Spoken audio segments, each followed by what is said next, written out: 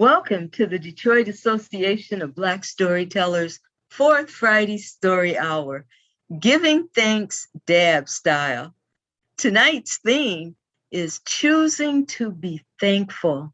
Hi, I'm Jatu Gray, president of DABS and your host for tonight's program.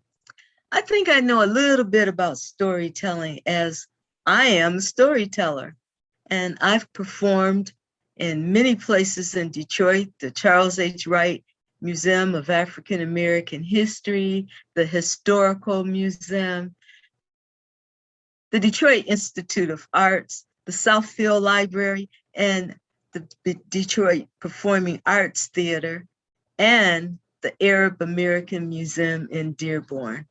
Storytelling comes from the soul, and on tonight's program, you're going to hear just that, stories from the soul.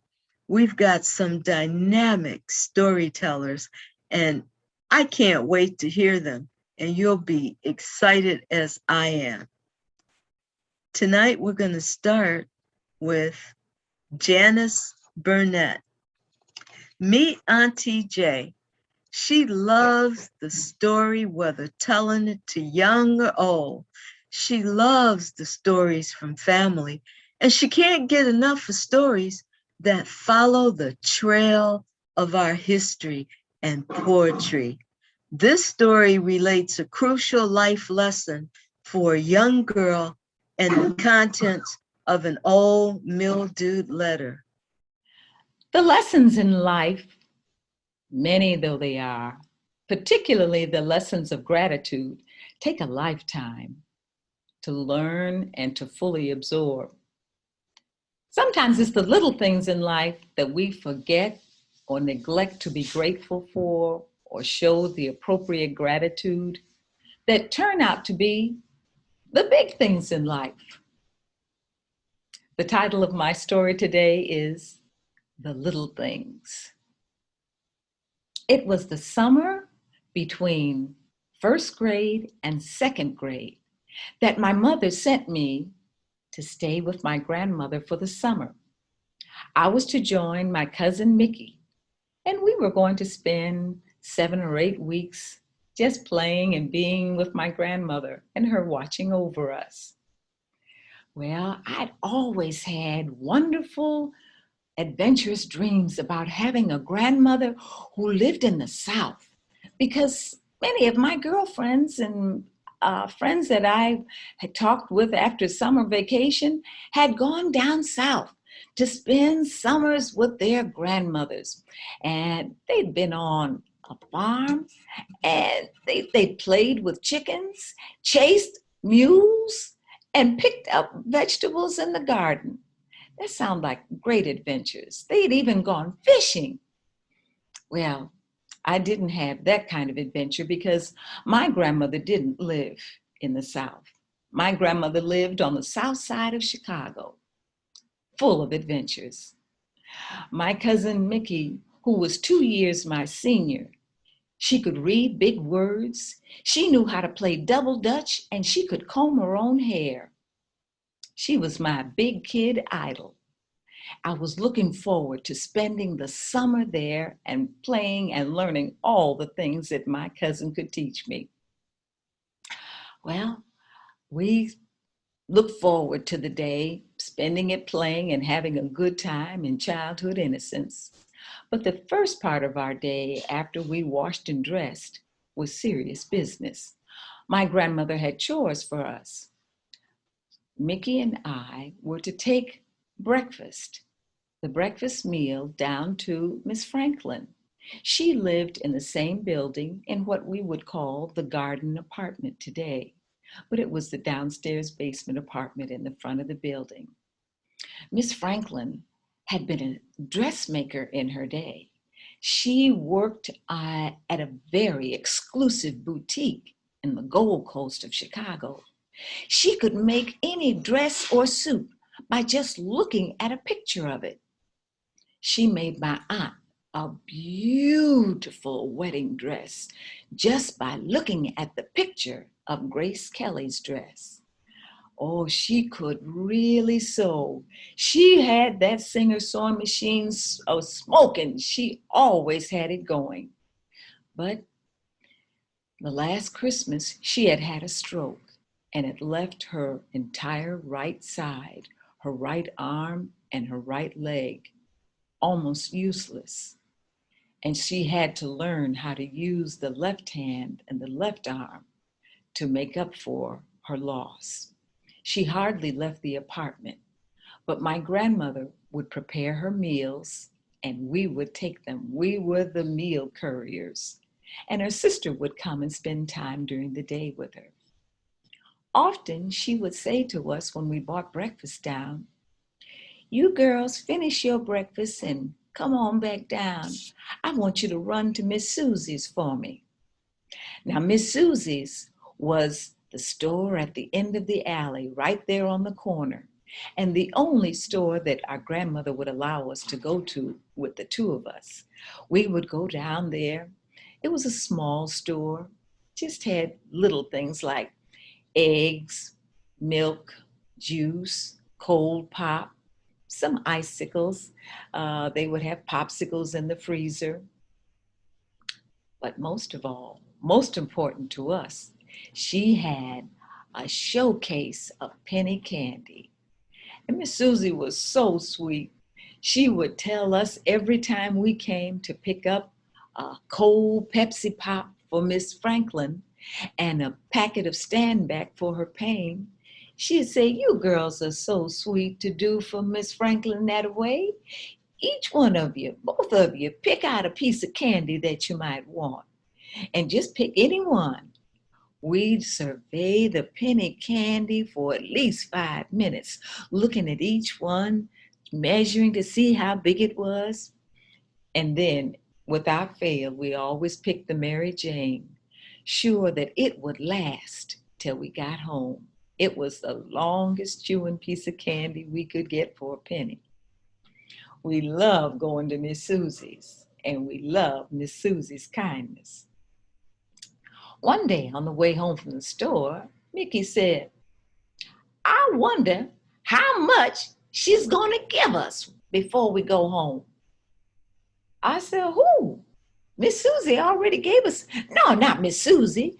I mean Miss Franklin. How much is she going to give us? You know, we've been doing a lot of work for her, carrying her meals down to her and going to the store. Old folks always give you something when you've been doing nice things for them. You wait and see. She's going to give us some money. I'm sure of it."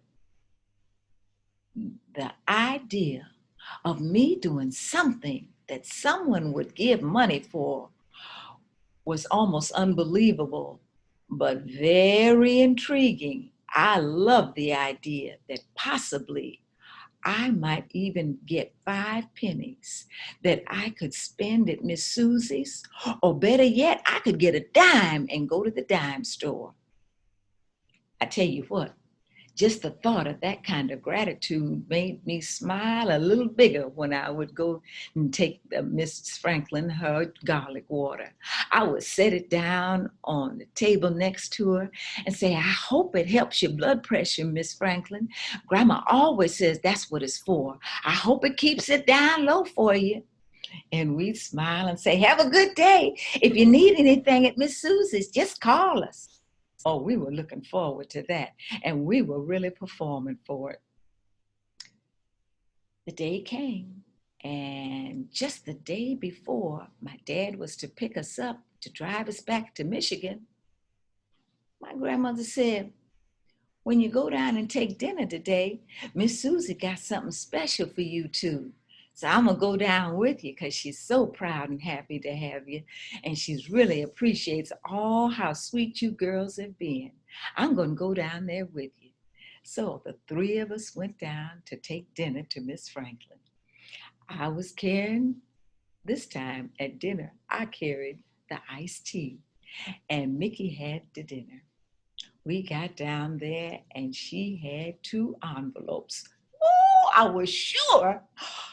I couldn't imagine, but I was hopeful. I knew it was something. My cousin knew everything, and I was glad that she told me because I was really looking forward to it. She smiled, and with her left hand, she handed Mickey her envelope, and she gave me mine. You babies sure have been sweet to me, she said, and I just want to thank you because you're so sweet, and I know you're going to grow up to be big, fine girls. It was a fat envelope. I couldn't believe it. Maybe she had stolen money in there.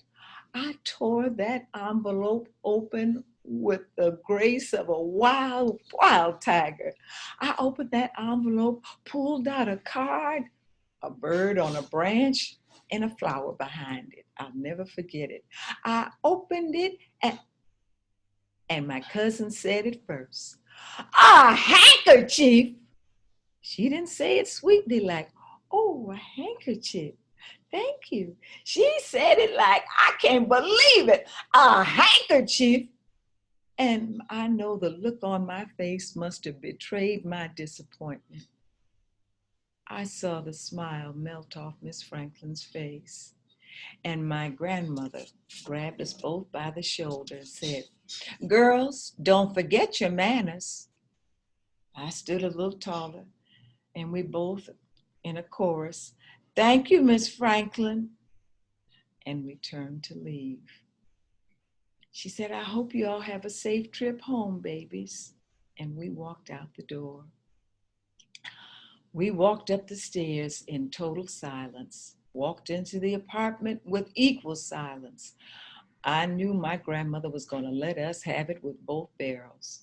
My grandmother didn't whoop you. She preferred a tongue lashing. A tongue lashing that would make you want to beg her to beat you. She proceeded to let us have it, telling us how we had shamed ourselves by hurting Miss Franklin, and how she could see the disappointment in Miss Franklin's eyes, and how Miss Franklin had spent all summer embroidering those handkerchiefs for us with her left hand. To my 6-year-old mind, and even to Mickey's 8-year-old mind, it did not make a deep impression. We folded the envelopes and put them on the dresser. Went to sleep and woke up with my dad there, ready to take us home. Our bags were packed, and we hugged and kissed my grandmother goodbye and waved as we got in the car. On the way home, I couldn't help it. I had to open that envelope one more time. I took it out of my pocket, and I opened the envelope, took the card out. It was a handkerchief, but when I opened it, it was a beautiful handkerchief. It had beautiful blue embroidery around all 4 edges. And in the center, in the corner, was my initials in a beautiful cursive. I had never seen my initials look so pretty. It was beautiful. It wasn't a nickel, but it was lovely. I folded it up, put it back inside the card, and when I got home, I put it in my drawer. It stayed there for years. I took that handkerchief with me when I went away to college. I took it when I walked down the aisle to get married. I've lost track of that handkerchief, but I've never forgotten the lesson of the importance and the value of making people feel important for the gifts that they give, no matter what you and your preconceived ideas, but to make the giver feel important and valued. Miss Franklin and my grandmother taught me that. I still have moments of lapse, but I remember that handkerchief, and I try to remember. It's the little things that you hadn't counted on that end up being something bigger than you imagined and more important than you thought initially. The little things to be grateful for. The little things. He loves the stories, and the stories that she tells we love. Now, this story that we just heard was an actual crucial life lesson. And I was sitting here with bated breath, just wondering what's going to happen next, what's going to happen next. And the contents of that mildewed letter. Are you still thinking about this too? Now, let me introduce our next teller, Judy Seema, Michigan's favorite storyteller, has been featured at conferences, festivals, schools, libraries across the nation. Judy began entertaining audiences in 1983. For 17 years, she has introduced youth and adults to the art of storytelling. Judy coached a middle school student storytelling troupe, which resulted in her award-winning book, Raising Voices, Creating Youth Storytelling Groups and Troops.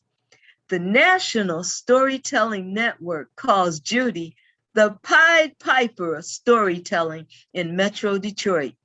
She is president of Story League Detroit and the recipient of 2 National Storytelling Network Oracle Awards and the editor of Michigan Story. Let's hear Judy. Hi everyone, my name is Judy Seema, and I'm from West Bloomfield, Michigan, and I'm going to share one of my favorite stories with you. Holidays were always memorable at my house, but the one holiday I will never forget was the Thanksgiving of 1956. Eisenhower was president. Yul Brynner, a bald guy, won the Academy Award for The King and I. Elvis Presley sang, "You Ain't Nothing But a Hound Dog" on the Ed Sullivan Show. And the words, "Under God," were added to the Pledge of Allegiance. I was 12 years old and in the 7th grade at McDowell Elementary School in Northwest Detroit. All summer long, we kids in the neighborhood dug an enormous hole. It became our fort and our castle, our secret hiding place. We played cops and robbers and cowboys and Indians. We played King of the Hill and hide and seek. But now that I was 12, I felt I was just too old for that kind of silly stuff. Besides, my parents said that I could wear my brand new Bonnie Bell cotton candy pink lipstick to our Thanksgiving dinner. My parents loved Thanksgiving. It reminded them of their 3 favorite things: America, food, and birthdays. My parents came to America in 1941 during the Holocaust, and they were grateful to America for giving them refuge. They voted at every election, hung the flag at every holiday. My father liked to dress my sister and I in our warmest clothes for Thanksgiving, and he would take us to downtown Detroit for the Hudson's Thanksgiving Parade. We would stand for hours on Woodward as we watched the floats and the high school marching bands go by. The floats with Ming the Merciless and Flash Gordon, or Mickey Mouse and Donald Duck. And then at the end of the parade, we held our breath like everyone else as Santa Claus came floating down the street, pulled in a big sleigh, pulled by 8 reindeer. He had an enormous bag of toys behind him. And even though we were Jewish and Santa Claus never visited our house, we cheered like everyone else. My mother stayed home and made a tremendous Thanksgiving dinner. She loved to make a big production of serving it. First would be the red, white, and green Jell-O mold, which was considered a vegetable at that time. And then there would be a big tossed salad. There would be her favorite famous bread stuffing, a sweet potato casserole, and then when everybody was rumbling and grumbling and starving, she would bring out the turkey, an enormous turkey on a big white platter rimmed in gold. She would set the turkey down in front of my father, who would take 2 long, sharp silver knives and rub them against each other. And then he would carve the turkey. The 2 guests got the drumstick. My mother got the neck. The two oldest children got the wings, and the rest of us fought over the dark meat. There was so much food that invariably my mother would forget to serve something. We'd laugh at her, and she'd laugh back and say her favorite Hebrew saying, "Gam ze yavor," this too shall pass. Sometimes we even took bets, double or nothing. This year it would be the Jell-O mold. Now, we didn't have any family in Michigan, but we always invited friends who had become like family. My favorite guest was Marvin Strasburger. He was a year older than me, and he had dark curly hair and big brown eyes, and he looked a lot like Tony Curtis, who was the Brad Pitt of his day. When I told my 10-year-old granddaughter this story, she said, "Who's Tony Curtis? Who's Brad Pitt?" I said, "Justin Bieber," and she knew what I was talking about. Now that she's almost 17, she's enamored with Machine Gun Kelly. Anyways, whenever it came time to say goodbye to Marvin, my sister and I would chase him around the house until we could tackle him and kiss him goodbye. I couldn't wait to try my brand new cotton candy pink lipstick on Marvin. Now, my father's birthday was November 25th, and it always fell on or around Thanksgiving. And even though my mother was a very good baker, my dad liked to get his own birthday cake. He would go down to Livernois, the Avenue of Fashion, where there was Rainier's Bakery, and he would go after work to Rainier's Bakery and pick out a birthday cake for himself. Usually it was a chocolate cake with chocolate frosting, or maybe a vanilla cake with strawberry frosting. The woman in the bakery, she would put the cake in a thin white cardboard box, tie it with thin white string, and then put a gold seal on it that said Rainier's Bakery. My dad would take the box of cake home with him, and he would put it on our back porch. Now, we had a screened-in back porch which wasn't heated during the winter. It became an extra refrigerator when we had company during the winter. Well, the year I turned 12, I figured I was just too old to go to the Thanksgiving parade. Besides, rain was predicted for the night before Thanksgiving. I said to my mother that she could go in my place. Well, my mother hardly ever got to go to the Thanksgiving parade, so she was thrilled. I said I would dust and vacuum, I would set the table, I'd even make the sweet potato casserole. Well, my mother was delighted. Well, the morning of Thanksgiving of 1956, my mother got up early in the morning to put the turkey in the oven and to make her bread stuffing. She went out to the porch where the turkey was defrosting and picked it up and brought it into the kitchen. Just at that moment, the doorbell rang. Now, my mother should have put that turkey down on the kitchen table, but I guess she was so surprised that someone was coming on Thanksgiving morning and ringing the doorbell that she just carried the turkey with her to the door. It was Mrs. Horowitz. She had come to borrow a cup of sugar. Well, my mother opened the door to let Mrs. Horowitz in, but the turkey slipped from under her arms. It bounced down the porch and hopped down the step and started doing a crazy figure 8 down the walk. My mother and Mrs. Horowitz ran after the runaway turkey, but it had gotten a head start. And when it got to the street, it bounced up high against the opposite curve and floated high, high into the air. And my mother and Mrs. Horowitz arrived just in time to see the turkey float down into the hole that we kids had dug the summer before. The turkey disappeared under 12 inches of murky, muddy water. My mother looked at Mrs. Horowitz. Mrs. Horowitz looked at my mother. My mother said, "Well, I'm always forgetting to serve something at Thanksgiving dinner. This year it'll be the turkey." Well, Mrs. Horowitz thought she was crazy, but she agreed. I mean, where was you going to get a turkey on Thanksgiving morning? So my mother took Mrs. Horowitz back home and gave her that cup of sugar and then called us down for breakfast. After breakfast, my mother and father and sister dressed in their warm clothes and got in my dad's car and drove all the way down to the Thanksgiving parade.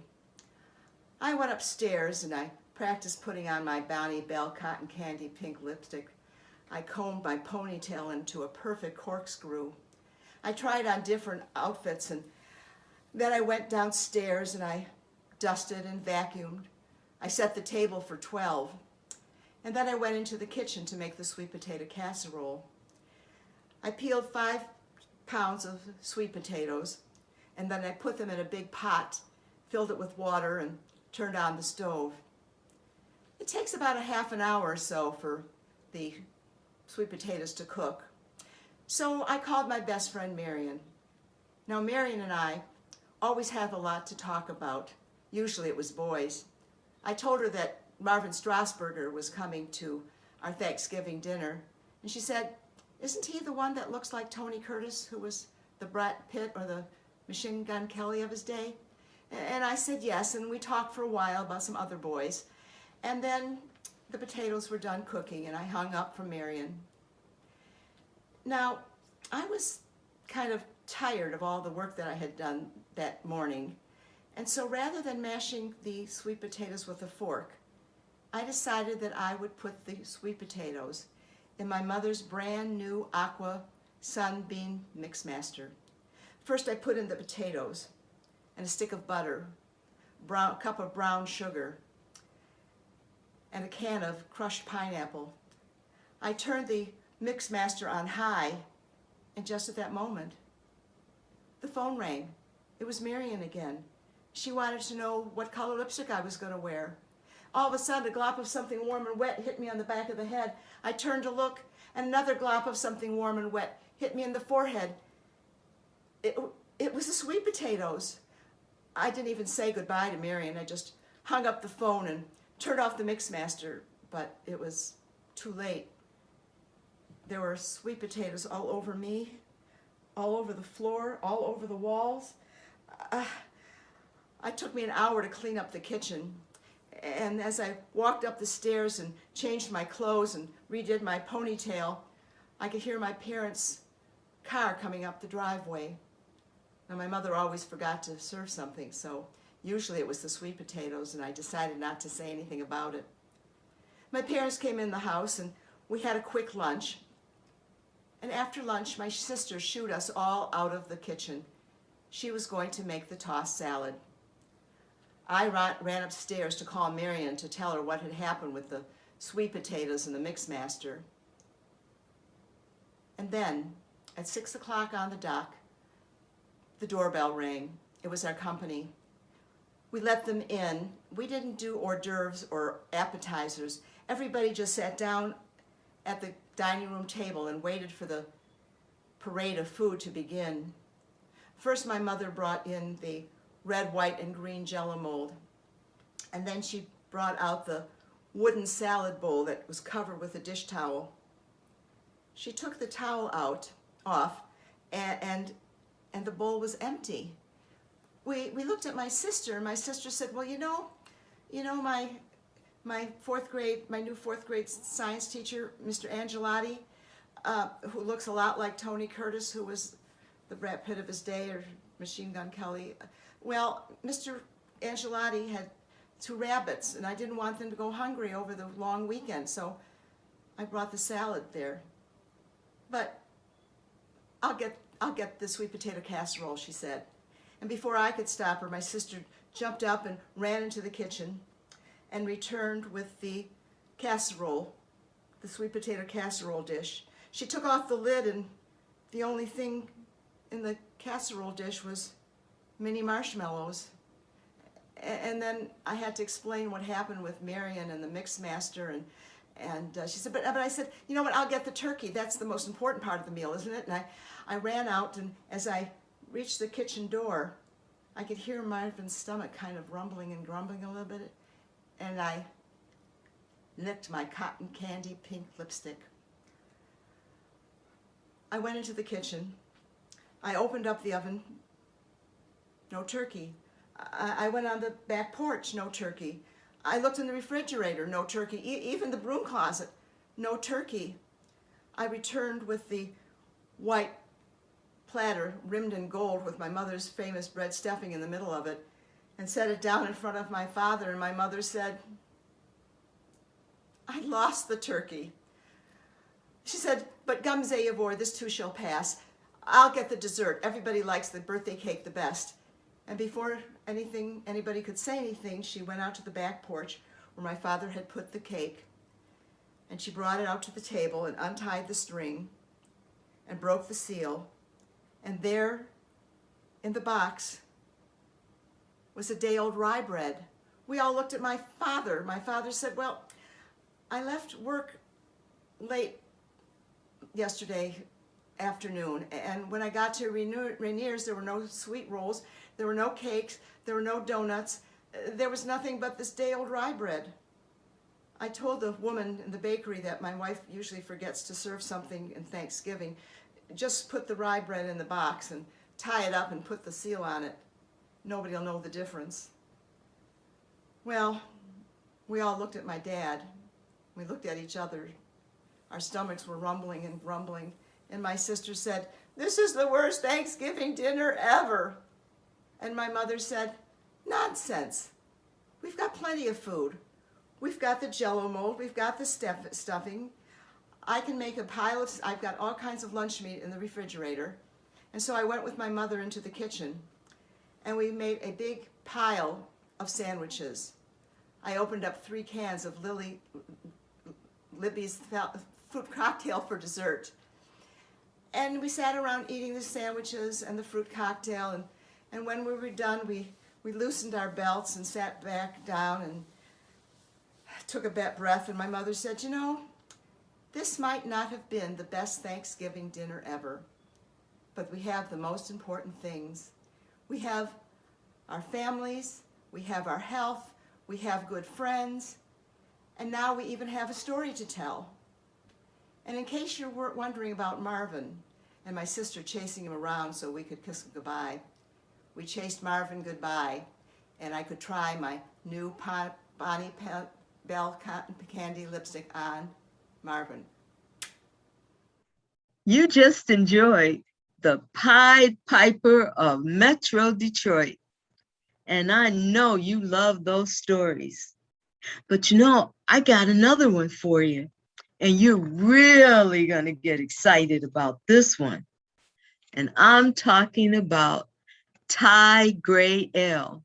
The Minister of Poetry is an internationally known and renowned poet, storyteller, and host of the Breath of My Ancestors podcast. Now, that's a cultural enrichment broadcast dedicated to restoring the heritage of Africans in America. Now, he has created interactive training modules for mental health and wellness. Ty earned a Bachelor of Science degree in streetology from the District of Columbia, a master's degree in survival in the ghettos of North America. Why, he even has a PhD in psychology from the University of Adversity and Hard Knocks. He's a proud father of 4, 2-time spoken word Billboard Award winner and record artist. His talents, skills, and dramatic performances come together like grandma's sweet potato pie.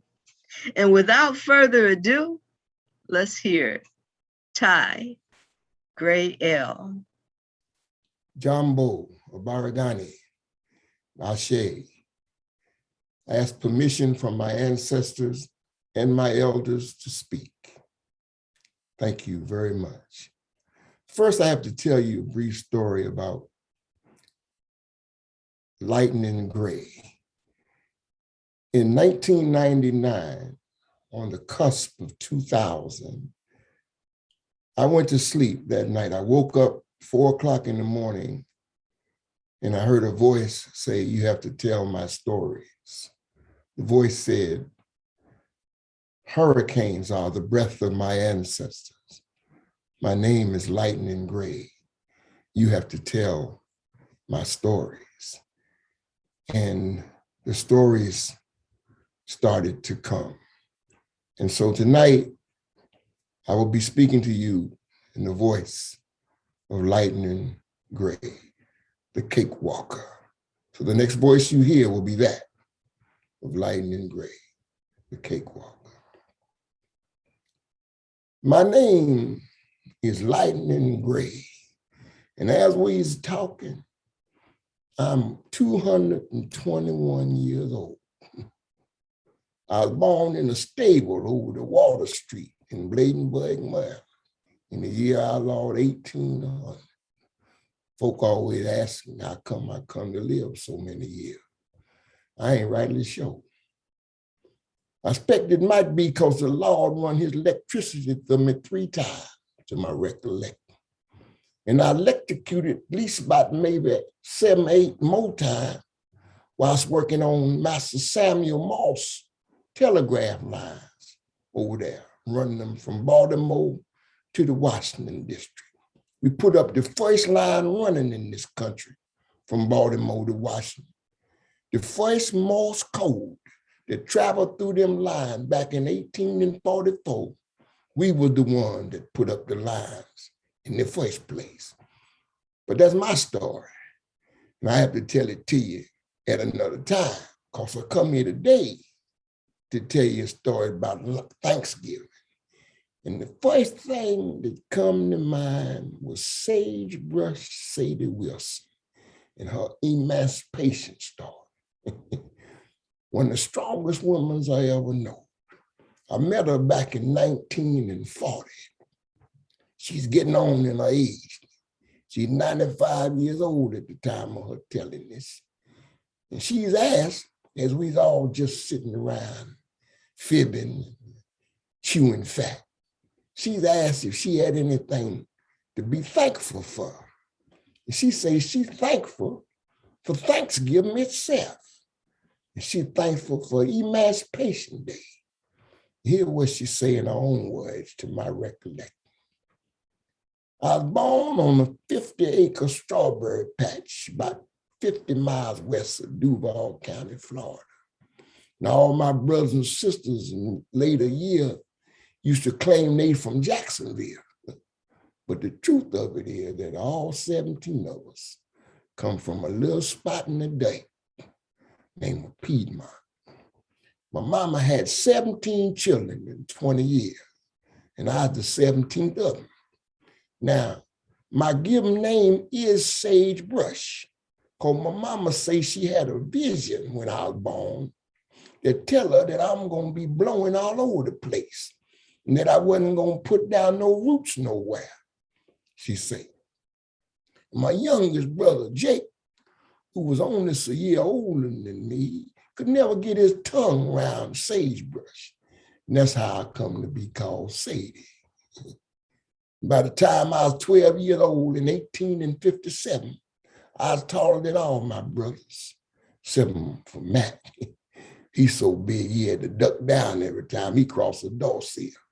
But I remember that was the year 2 white men come and caught me off. Me, my brother Sam, Jake, and Matt, along with 2 others from Piedmont, whose name I can't recollect at this year time.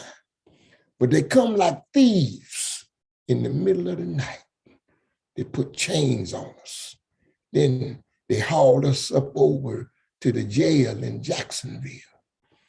We soaked off without my mama or my papa knowing nothing about it. They say my mama cried for 2 days after she found out. I know that I ain't never seen neither one of them again in this year life. But I can only remember a few things about that time. But I does remember we read in about 3 different wagons for most of the week before we come upon what they call this year Washington District. Throwed us in that there slave pen with about 20 of us, what they throwed in there. What I does remember most about the slave pen was 2 things: the dark and the cold. We must have been tethered there for more than a fortnight or better. I ain't rightly sure, because I ain't never seen no light except when they washed us and they danced us. Couldn't tell if it was day or night down in that dungeon. And the cold was such that one, the little gal, she froze to death, poor child, rest her soul. She's a young thing, couldn't have been no more than 7 or 8. I remember when we was dragged out for the first washing, she's already stiff as Sarah Boone's ironing board. After a spell, mayhap a month or so, we'd been moved over to an auction house in Alexandria to be sold. And right whilst we was all in the middle of being took, a whole crowd of white folks start squawking about us being took for sale. They shouting about the law and the cruelness of it. The abolitionists and the slave was both at arms about slavery, whether it was going to be loud or not. They had clubs and pistols. The abolitionists were sick of it. And you know that's what was in bondage was sick of it. But them white men was serious about keeping us slaving. They had come to a head. They commenced to be a lot of pushing and shoving and some shooting as I'm thinking back to it. I recollect days of 4, 5 of us guys what was to be auctioned. Somehow or another, we gets put in a wagon in the middle of all the ruckus and took them to this here place called Chantilly. We all worked on the Little River Road, my recollection. We cleared out trees, broke rocks, and we farmed some of the Hutchinson spread for mayhap 2 years or better. There's a lot of fighting going on over us colors. And the whole while, them little skirmishes had done blossomed to full out war. I remember they come and gather up mayhap 10 of us or so, all women's. Now, I had just seen my 16th birthday. I recollect we was taking up Pennsylvania Avenue, back right there in the Washington district. Then we took them to a place they call Camp Good Hope, next to Uniontown. And we kept in some tents for mayhap a year or better. The war twixt the states was hell. Men was dying all over the South. Virginia and Washington and all around the land was blood soaked because the slaver didn't want to lose their meal tickets. There's a lot of wounded soldier men, colored and white. We tended their wound, the women's what we did. Fed them all, kept them clean as we could. One of the wounded that the Lord had arranged for me to tend to was Corporal Jonas Augustus Wilson of the 3rd U.S. Colored Troop out of Pennsylvania. He had been gut shot in a skirmish over at Bull Run. He had been laid up most half a year when I assigned to him. The minute we laid eyes on each other, we both started doing better. He's a right handsome fella. He's real smart, free man from Freedom Road in Mush County, Pennsylvania. He knows how to read and write. One thing I does remember clear, that this is the day of Jubilee. I remember that clear. I remember there's a lot of scared colored folk for that day. They running off up to Montgomery County, over there to Maryland. Some of them running off back to Africa all the way. They scared to be put back to slavery. But when Jonas, he know that President Lincoln was gonna sign us into freedom. He used to talk about it every day. That was his most happiest time when he talked about freedom and emancipation. On April 16, 1862, when word come to us at the camp that the president done did the signing, the sun was almost gone from the day. I remember little Hollis Harvey come galloping through the camp on a big brown mare. It's strange because you ain't see much of colored folk riding no horses back in them days. He's standing straight up in the saddle, riding back and forth through the camp, shouting and hollering, "We's free, we's free." He done signed it, we's free. There's jubilation like I ain't even got no words for. We celebrated all that night. We was drinking mashing, roasting corn, cake walking, just having a high time. We had to go back tending the wounds that next morning though. But Lord of mercy, that was a glorious night. It's a glorious night on all accounts, of course. That was the night my Jonas posed to me and asked me to be his bride. Once emancipation comes, seemed like the world had done turned from misery to joy for me and mine, steady up. My freedom come to me, my husband come to me, and everything seemed right in the world. We jumped the broom 1 week later on that Wednesday, and I took the name of Wilson on Cedar Hill. And this year, before Frederick Douglass popped the house down over there, we gets hitched outside under the cedar tree by Sergeant Abel Freeman of the Pennsylvania 8th Colors. I remember he's a right fine speaking man of God, he was. And now you got me thinking back on it to show you how the Lord works in mysterious ways. When I first met this here Washington district, it was in a slave pen, and I just missed the business end of an auction. But I met my husband here and made it my home. You know how I remember so clear that Emancipation Day come on a Wednesday? You know how I know it? Because my husband, he's smart as all get out. He teach me how to read and write. Couple years after we was married, I asked him during one of our study periods, I say, sir, why is there an extra D in the middle of the word Wednesday? Don't seem like that should be in there. He say to me, Mrs., the Lord put them 2 D's in there to remind us that our wedding day was just as much joy as Emancipation Day.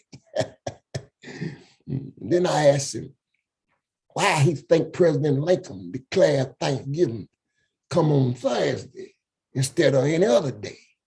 He just look off in the air and say, I think the Lord might have had his hand in that too, because Thursday, just as good a day as any other day to give thanks. So when y'all ask me what I think of Thanksgiving, a whole acre of things come to mind. But one of the first of them is Sagebrush Sadie Wilson. And may God rest her soul. That's my story. Asante Sana, Ashe. Together like grandma's sweet potato pie. That was the minister of poetry, none other than Ty L. Gray. Well, that was really great. And I want to say thank you to all of the tellers on tonight's program. They were fantastic, weren't they? Didn't you enjoy it? I know you did, because you're going to be at that Zoom meeting for the Mix and Mingle later to meet these extraordinary people. So thanks for turning in, but don't hurry and leave, because I forgot to tell you to join us for the Mix and Mingle so you can meet these speakers from tonight's program. Now, the link for Zoom is at the end of the credit. Thanks again for coming, and I'm sending it back to the studio. I'm Jatu Gray saying good night. Thank you for attending tonight's program presented by Detroit Association of Black Storytellers. All rights of Dad's Fourth Friday Story Hour is a copyright of Detroit Association of Black Storytellers and cannot be rebroadcasted or re-recorded without the written permission and a written consent of the Detroit Association of Black Stories Incorporated. If you missed any of tonight's performance, you can tune into Dad's podcast for a replay of this broadcast on buzzsprouts.com or come to the Detroit Association of Black Storytellers YouTube page right here and watch the entire program again. If you live in the Detroit area and have interest in becoming a storyteller, please contact Dabs at dabstorytellers@gmail.com. That's dabstorytellers@gmail.com or call 313-442-3227. That's 313-442-3227. If you happen to live outside of the Detroit area and are interested in becoming a storyteller, please visit the National Association of Black Storytellers website or call 410-947-1117. That's 410-947-1117. Or email them at questions@nabsinc.org. That's questions@nabsinc.org. NABS will connect with you and a storyteller association in a city near you. Hey everyone, Detroit Association of Black Storytellers is having a party, which is about to happen in just a couple of minutes. Please stay tuned for the broadcast for a Dab Afterglow Mix and Mingle shortly on Zoom. Watch this space for the link for you to come over to meet tonight's performance. Please join us next month after all the shopping, and as you wrap those gifts, tune into Fireside is Blazing. We're telling stories through the night. Friday, December 24th, yes, Christmas Eve, concert 7 p.m. Doors open at 6:55, right here on Detroit Association of Black Storytellers YouTube page. We will have 3 awesome storytellers that night. Pamela Williams, Eddie Sanders, Mildred Maclock, but your host, Mama John 2. Again, thank you for joining us as we give some relief for Thanksgiving from all the food you consume by some great stories. We'd like to thank you for attending the Detroit Association of Black Storytellers. We also like to thank from our production people and our storytellers, Janice Burnett, Junie Sema, Ty Gray L, with your host, Mama John 2. Our music director is Michelle McKinney. Our production engineer is Jasmine Ross, and our program director is Tone Ross. Along with the Detroit Association of Black Storytellers Incorporated, we thank you for attending the Dab's 4th Friday Story Hour. See everyone Christmas Eve, Friday, December 24th at 7 p.m. Please be safe. Peace and blessings to you all. Until next time, Ashe. Come on over to Zoom after this and meet tonight's performance.